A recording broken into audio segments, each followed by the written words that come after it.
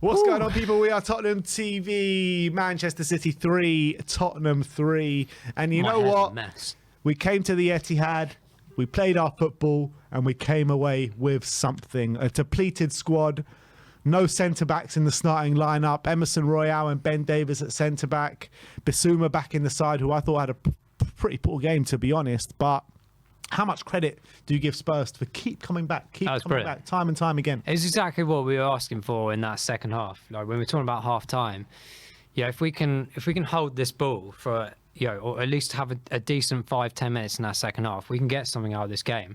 And again, it was another mistake from ourselves, but ultimately, I think the result is fair if you were to kind of like balance the whole thing up. There's something inside me that feels very annoyed that we didn't go and grab a winner, but before this game and in general against City, I'd take this result any time. That was exactly what I said before this game. If I didn't see effort and passion, it's a problem. But there was effort throughout that entire game. Yes, okay, the first half wasn't amazing, but that second half was more of probably what Ange was after, despite the fact that our team is quite depleted in very key areas. So very proud. I'm very proud of that performance today. Yeah, I'm proud as well. And I think the team were very brave for the most part today. Keep persisting, keep trying to play that we want to play, keep trying to go forward. I think it was impressive for the most part of the kind of mentality that the team showed. But let's take it all the way back to the start of the game, right? Because it seems like a lifetime ago now, that start of the game. Spurs go 1-0 up in the first 10 minutes. Yeah. And Spurs started this game really well. And I thought for the first 10 minutes, Spurs were the better side, creating the chances, got the goal. Sonny scores with a lovely breakaway. I think it was the ball over the top from Porro. Son does really well to get in behind, I can't remember who it was, but then Ederson should really be saving that. But look, you still got to give credit to Sonny for putting that in the back of the net. 2 minutes later, Sonny's putting it in the back of his own net from that set piece. And then from that point on, up until the end of the first half, what happened to Spurs? Because we just couldn't seem to get out. Was it just Man City showing their dominance? Like, why couldn't Spurs get out pretty much their own half of the majority of that first half after we scored? I think it's a bit of both. I think just psychologically, the fact that we had gone that 1-0 up, we deserved that scoreline at that moment in time. But as soon as they got that goal, even though the fact that we kind of scored it for them, just gives them that snippet of, I wouldn't say belief, like they didn't need belief because it's so early in the game anyway, but it's almost like, okay, level slate here, now we can actually take control because actually Spurs may be coming here to get something out of this game, whereas maybe in the back of their minds they thought it was going to be a walkover, like many fans did, including myself to an extent. And they just ultimately got that. And in reverse of that, the Spurs players were perhaps in a reverse psychology of thinking, we kind of messed that opportunity up there a bit. And then that's when the nerves kick in, Like that's where I felt like we were making all those weird mistakes, like just passing it to them or kicking it out for no reason and stuff. It was just kind of really annoying and frustrating to see that. But at the end of the day, it's all about spells within the game as well, isn't it? And it got towards the end of that half, and I felt a bit more relaxed. Like, yes, the mistakes were there, but I felt like, because it was 2-1, because it could easily have been 4-1, mate. Like, it was 2-1, and that's where I felt we can get something out of this game.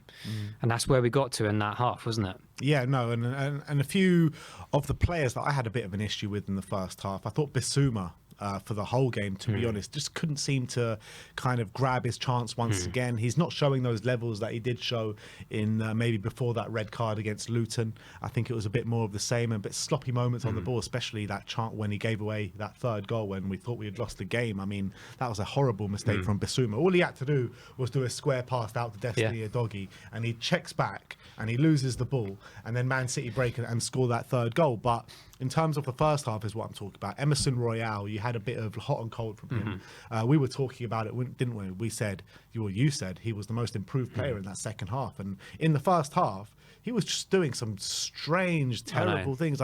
Some of that passing in that first half, I thought was really poor. But then again, he was showing us some real good defensive capabilities in that first half as well. Yeah, exactly. He's just one of those 50-50 players. Like, you just don't know. You're either going to get one or the other in a whole game, or you're going to get one or the other throughout a game. And we got the latter in this one. It's just, I just want to see some of these players that have been around for some time. Like, it's not like they're new or anything. They're getting used to the Premier League or anything. They just don't have something within them to have that full consistency and be switched on throughout the 90 minutes, like just weird, bizarre, dodgy decisions, and ultimately one of those, kind of lead to mistakes that cost goals going against you. So that's why I get infuriated about it the most. If you're 3 or 4-0 up, it's not as bad, but you're in a situation like this, you need everyone like on it constantly. So that was the most frustrating thing. But exactly as you said, like it was almost chalk and cheese. It was a completely different player in the second half. He dealt with everything.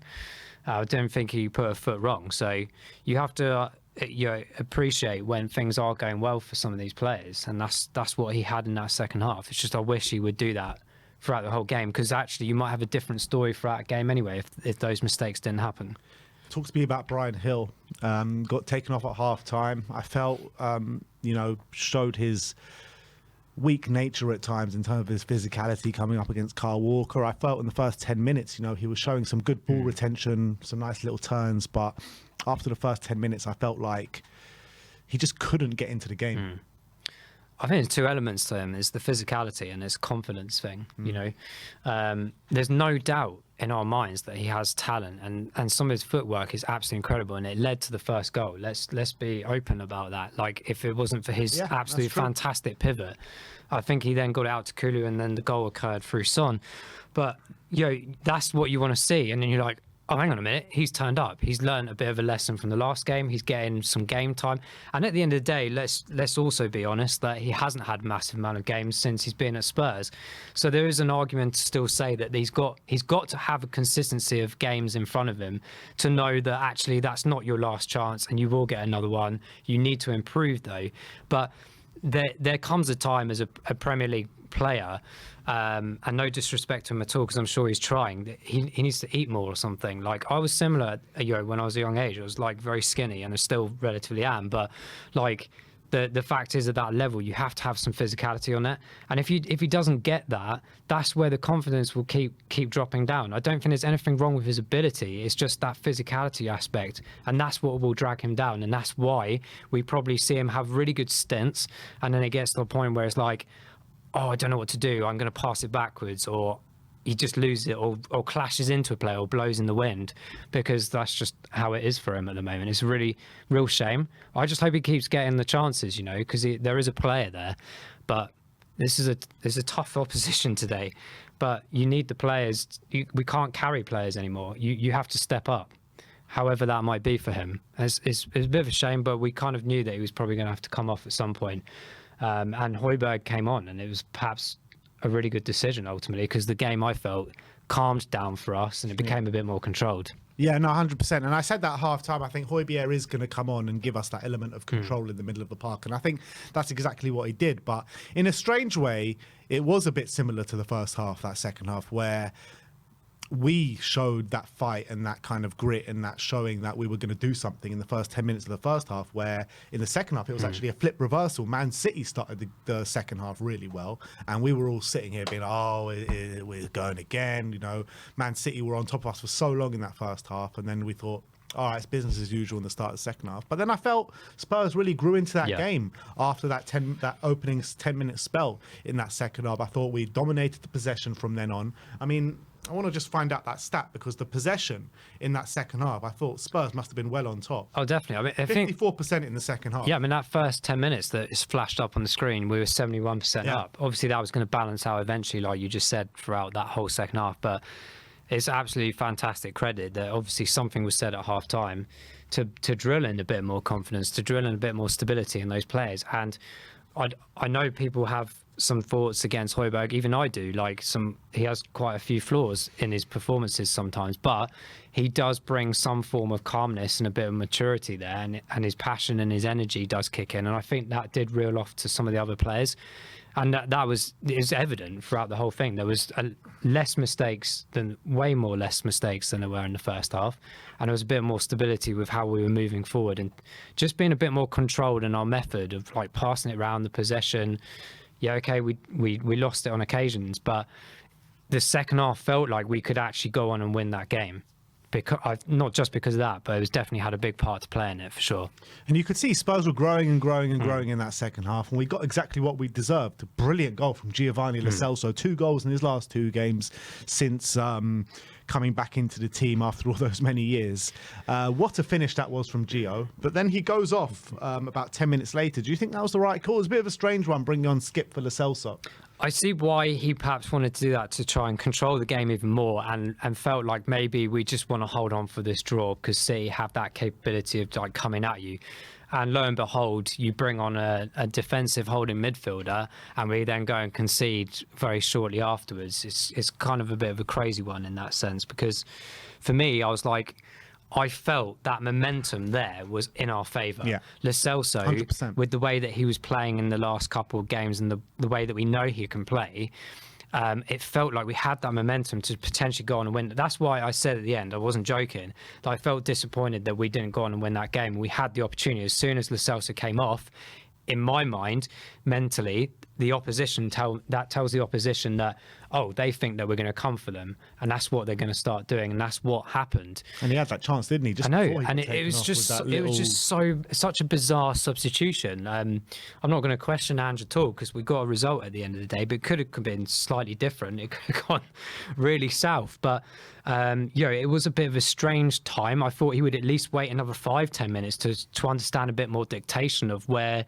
the game was really, really going. Are we actually pushing forward, or is City going to start coming back into this and then make the decision?